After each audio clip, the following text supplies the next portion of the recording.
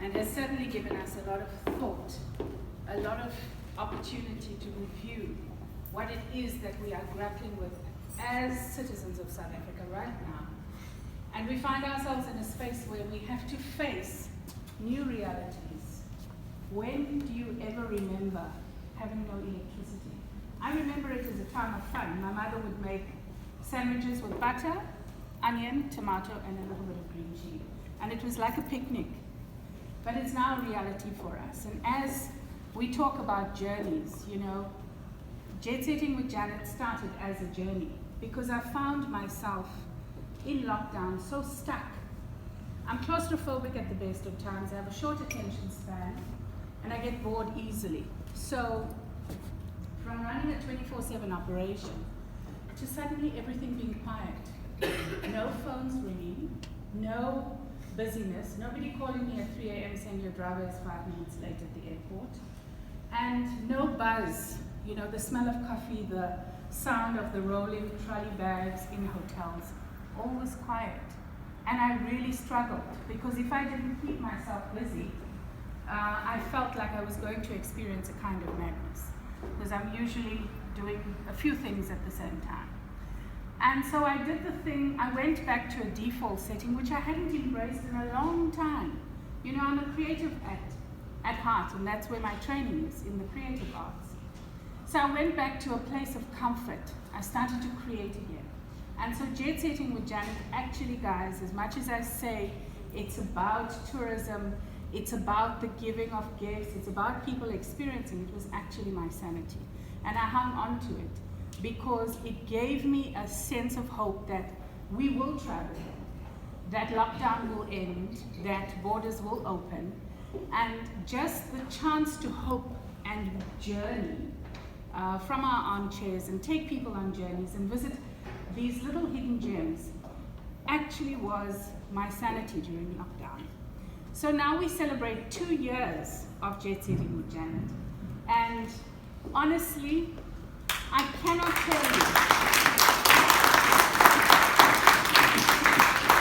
how much joy it has brought me. People think I have a fabulously glamorous life, and they say, oh, I can't keep up, I don't know where you are at any given point in time. But it's just the joy of being able to do stuff. I mean, how immobilized were we? Immobilized by restrictions and immobilized by fear, because I would lie in bed wondering, what is going to happen to the 50 plus people that we employ? Are we going to continue to be able to put food on the table? What is going to happen to me? I have so much debt because all my vehicles are financed. How am I going to navigate? How am I going to pivot to the next point? And the thing that kept me sane was actually this. So when I share it with all of you and I give away these gifts, it gives me so much joy because it's like being able to duplicate the joy that I experienced during lockdown of traveling and really abusing my essential services certificate and saying, no, we're essential services, you can move anywhere. And it was great fun because it was like being, people would say I've got Christopher Columbus syndrome, but I always say, if there was a woman traveling with Christopher Columbus, it would not have taken him that long.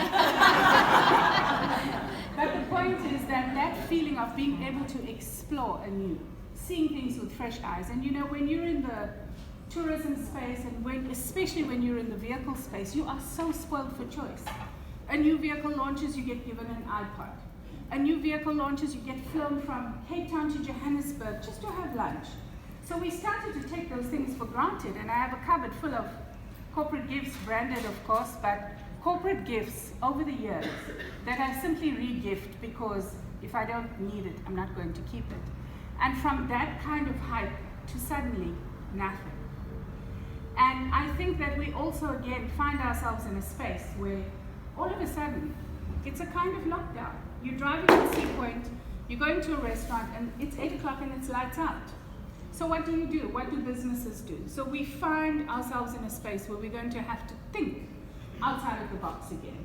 We're going to have to innovate. We're going to have to stay really, really positive, because if we don't, you know what's going to happen. So when we started having these load sheddings, I bought myself a huge pink plastic flask, and I would boil that flask, and phone a friend and say, I'm coming to visit, and the first thing they'd say is, but it's load shedding.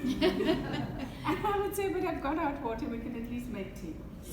So we have to start making tea again, and Nancy is a great proponent for all tea as the solution to all things. So it gives me great pleasure today. We are on a tight schedule. It gives me great pleasure to give away prizes, and we're going to do it a little bit differently. We're going to ask you to stay in your seats to save time, and